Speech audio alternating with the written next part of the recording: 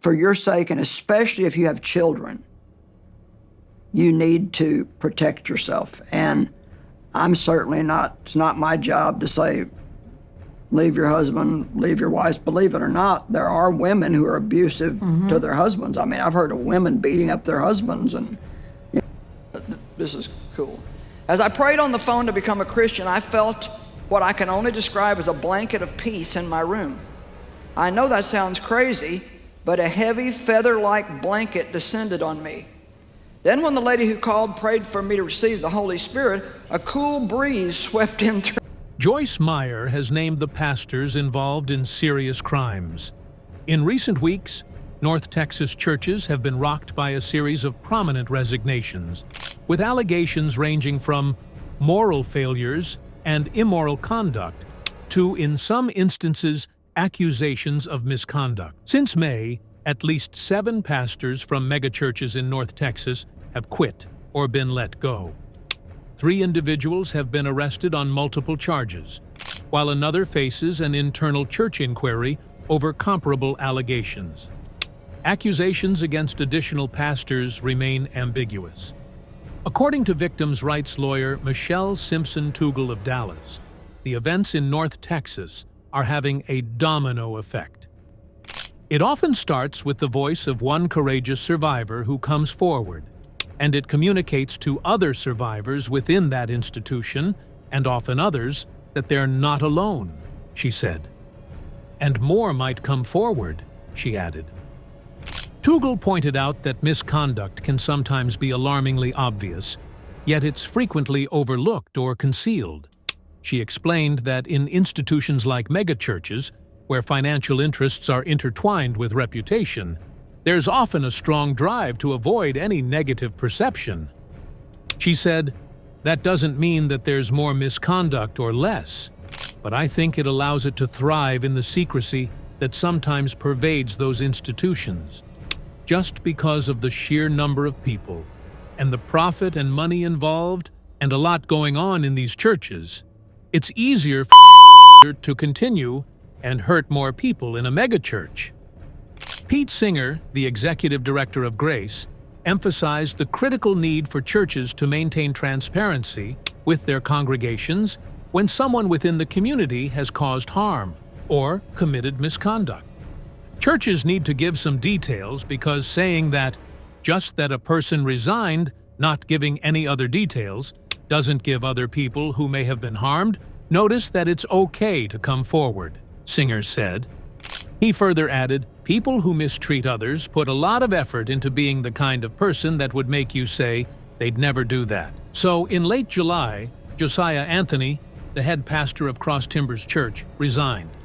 Church elder John Chalk told members last Sunday that the board had learnt about events and circumstances involving Anthony that had taken place during the previous few years. Citing hurtful and inappropriate actions, the church requested his resignation. Cross Timbers officials told WFAA Anthony's actions do not include any children, physical or close interactions, or any illegal activity to our knowledge.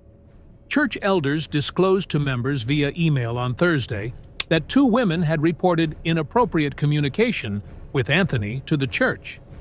The email said one of those incidents was not close but excessively personal and inappropriate for a pastor.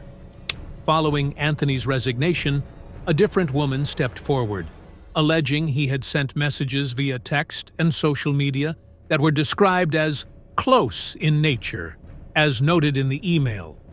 Because the power dynamic of these interactions were never equal, we do not consider these to be consensual, C. Hirsch elders said.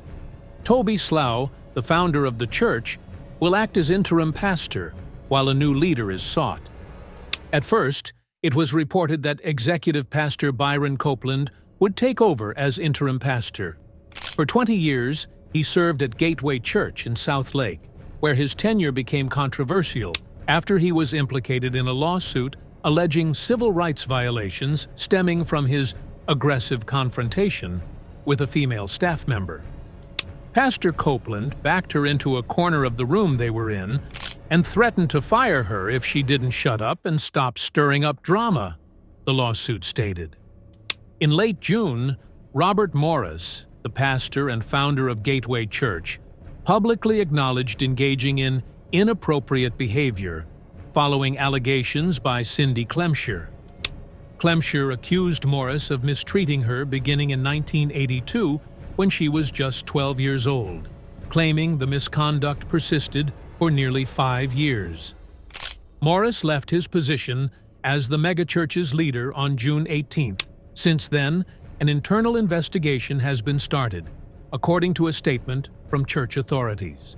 Since then, 3 church elders have taken a leave of absence, and Morris's wife and son have quit their jobs. Steve Doolin, one of the church's founding elders, has officially stepped away from his role. According to Executive Director Lawrence Swicegood, church elders held a meeting with Doolin last week, as reported by the Fort Worth Report. Swicegood said, "Out of that meeting, the elders have decided to go in a different direction regarding Steve's position as both an elder and a staff member.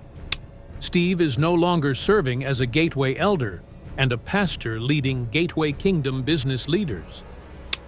Although Morris has not been indicted, he has come under further criticism after it was disclosed that his attorneys blamed his accuser in letters that WFAA was able to get.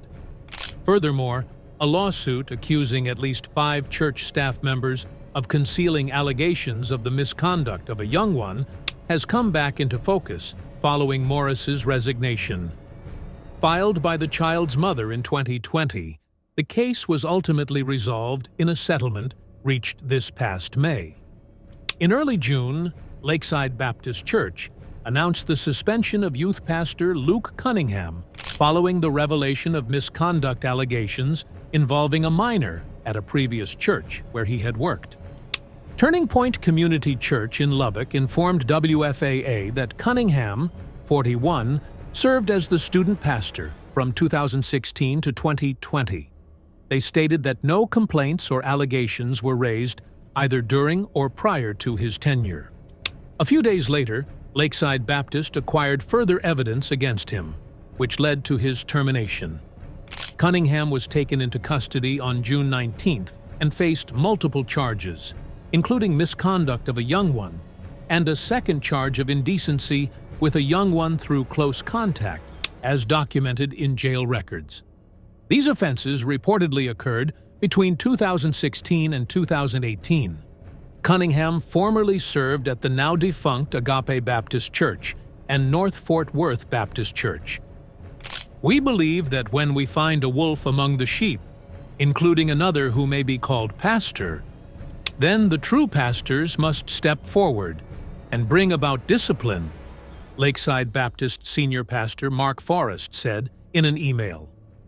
Forrest added, "We have done so, and we encourage all other true pastors to act with integrity toward God and the church, protecting the members and the little ones among us from harm." Ronald Goines, the lead pastor, was arrested on July 25th on 2 counts of misconduct. In early June, a 51-year-old man named Goines faced allegations from an anonymous woman.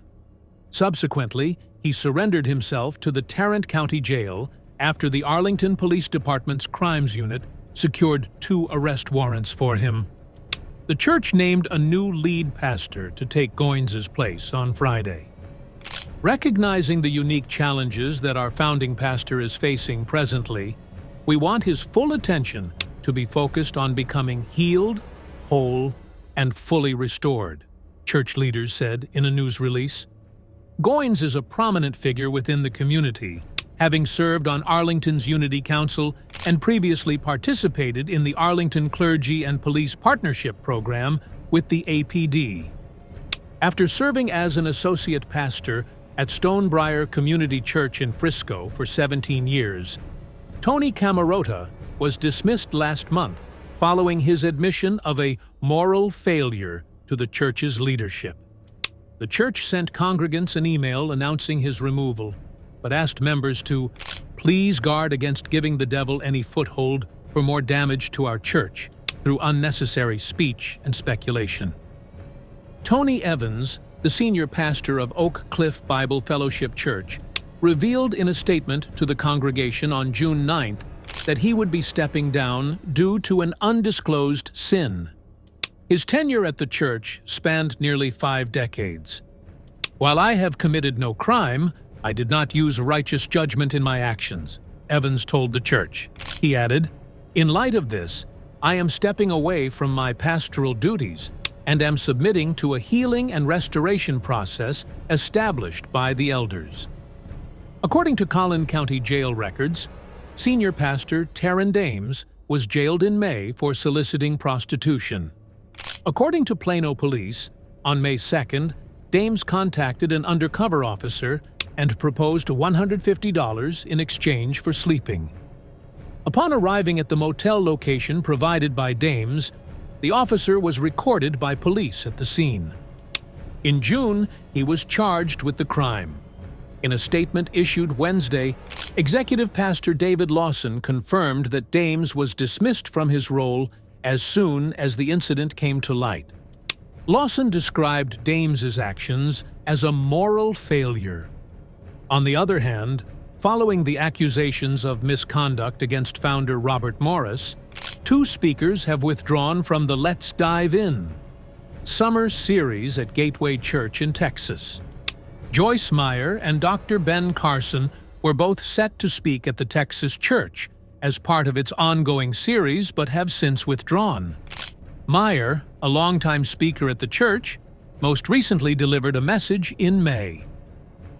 There's physical abuse, verbal abuse, emotional abuse, sexual abuse, and of course we already said physical abuse, hitting people. And so it's... An anonymous source close to Joyce Meyer Ministries revealed late Monday night that Meyer has chosen to cease her teaching at Gateway Church due to the recent allegations surrounding Morris.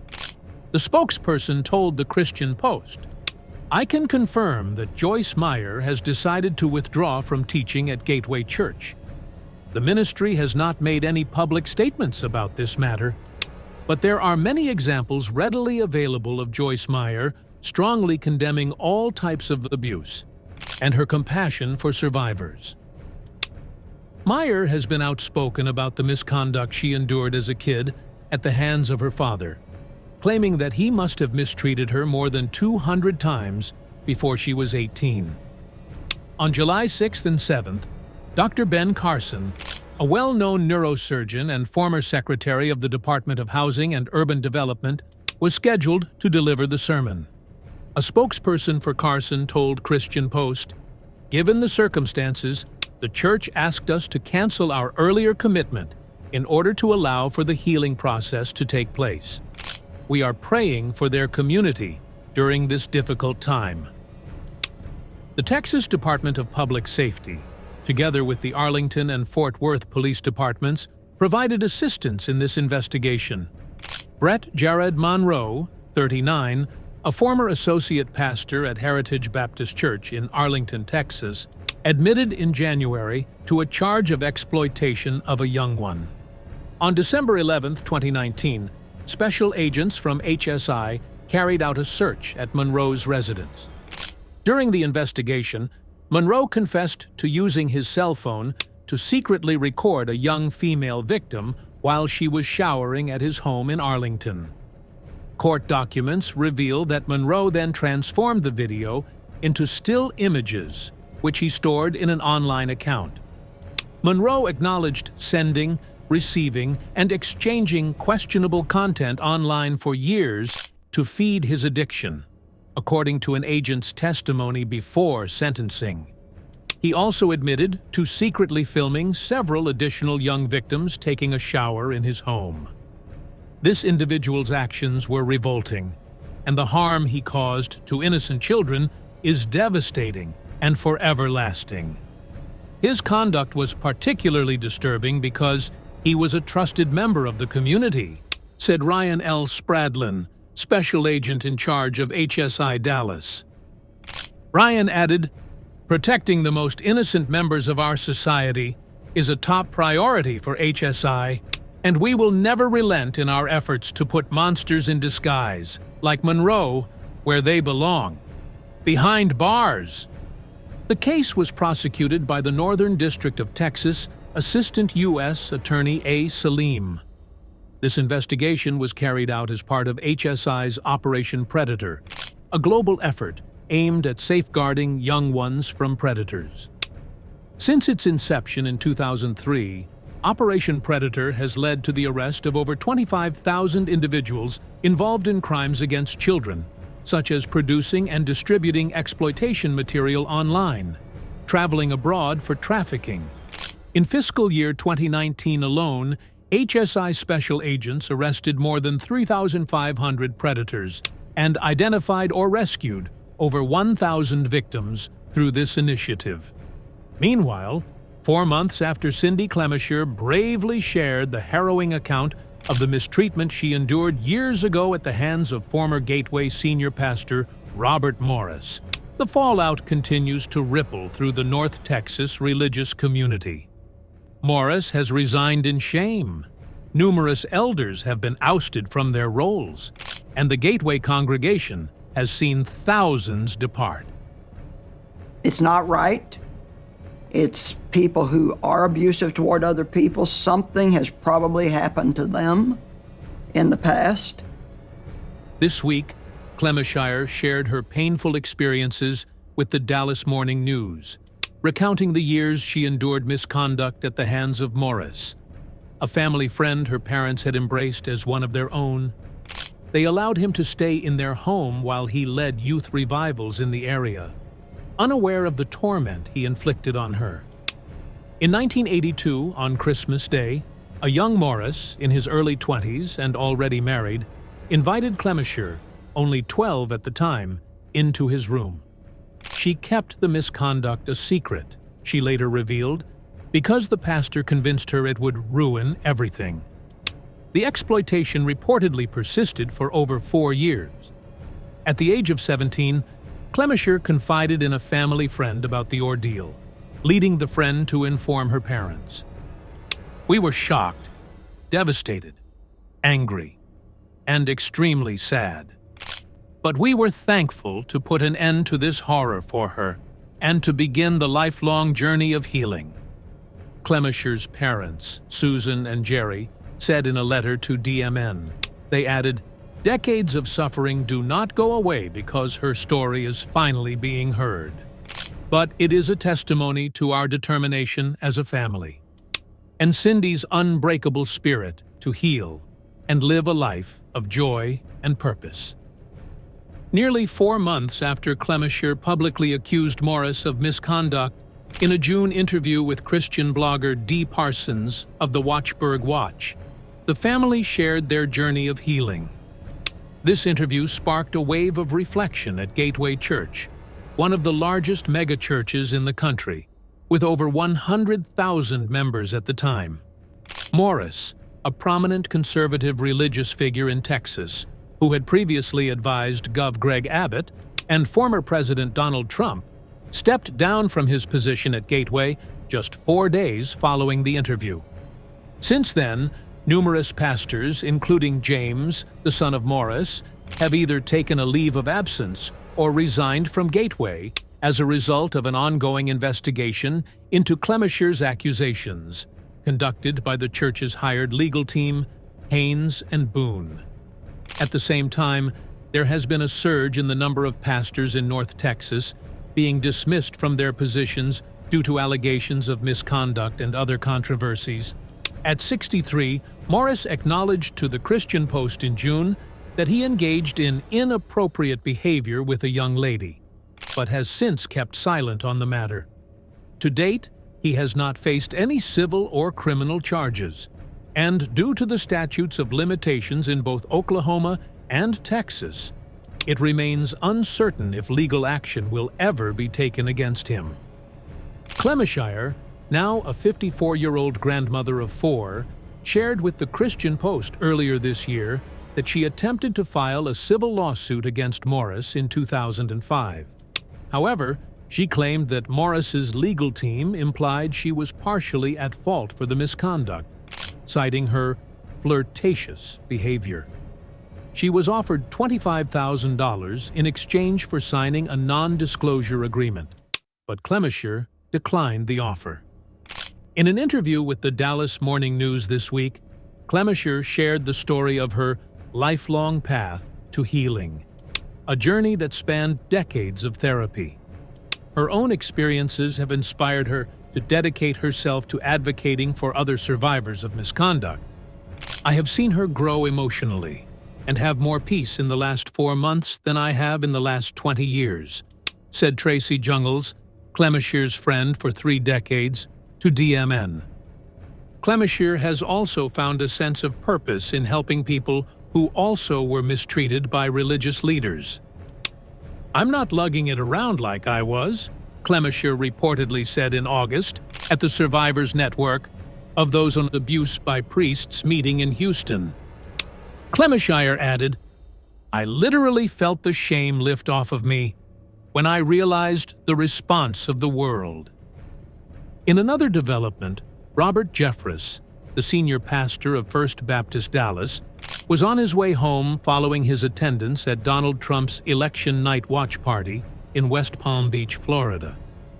"I've never seen a crowd as worked up as this crowd was," Jeffress said in excitement by phone Wednesday.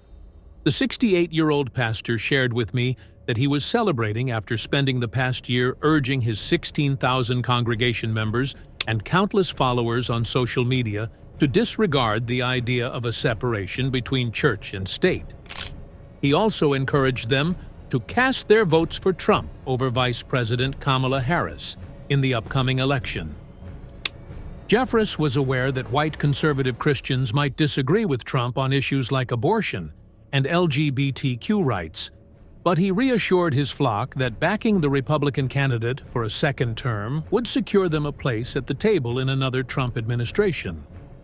After Trump's victory, the pastor sees it as an opportunity for his fellow Southern Baptists to take a break from the nation's growing cultural turmoil and celebrate their success in rallying enough support in Texas and beyond to secure a place in the Trump administration. Jeffress is now setting his sights on a major $100 million effort to rebuild the historic sanctuary of First Baptist Dallas, which was destroyed by fire in July. Despite this significant undertaking, he emphasizes that the work doesn't end there. He urges church members to soon hold Trump and other newly elected leaders accountable, challenging them to reassess whether they are fulfilling their God-given mission of protecting citizens from so-called wrongdoers, citing the Book of Romans to advocate for influencing government in alignment with God's will. Jeffress said, "Electing President Trump will create an environment that's more conducive to sharing the gospel. But that's not the same as sharing the gospel. That's the church's responsibility." The growing connection between the president and the pastor appears to be mutually advantageous. Jeffress later shared with Fox News that Trump narrowly escaped 2 attack attempts this year, attributing his survival to divine intervention. Trump himself recognized these sentiments in a victory speech delivered early Wednesday. What, then, does it mean for conservative Christians who wish to combine religion and state to have a president who was purportedly saved by divine intervention? According to Jeffress, the government shouldn't go back and double down on issues that were already litigated in courtrooms, especially in Texas, which has some of the most stringent abortion laws in the nation. Rather, Jeffress stated that he anticipates Trump's assistance in creating immigration laws that are a mix of harshness with compassion for the border between the United States and Mexico. Elsewhere, Josh Howerton, the conservative pastor at Lake Point Church in the Dallas-Fort Worth metro, said in his own X post Wednesday that, "Our nation was given an undeserved mercy last night when Trump won, and it is a window for repentance." Howerton argued that his opinion shouldn't have been contentious and that Christians should never have opposed the Harris campaign's policies. In fact, It should prompt deep reflection about what happened to the U.S. church in the last 20 years that made it controversial for a pastor to say that, Howerton said. Christians are aware that the world is falling apart and that America is on the verge of collapse, Jeffress stated in the phone chat. We need to do what we can to slow down the unraveling so that we have longer to preach the gospel of Jesus Christ. That's how many people, many Christians view the re-election of President Trump, Jeffress said. So that's all from today's video. If you enjoyed it, remember to leave a like, subscribe, and ring that bell icon so you never miss our upcoming videos. And don't forget to share your thoughts in the comments section.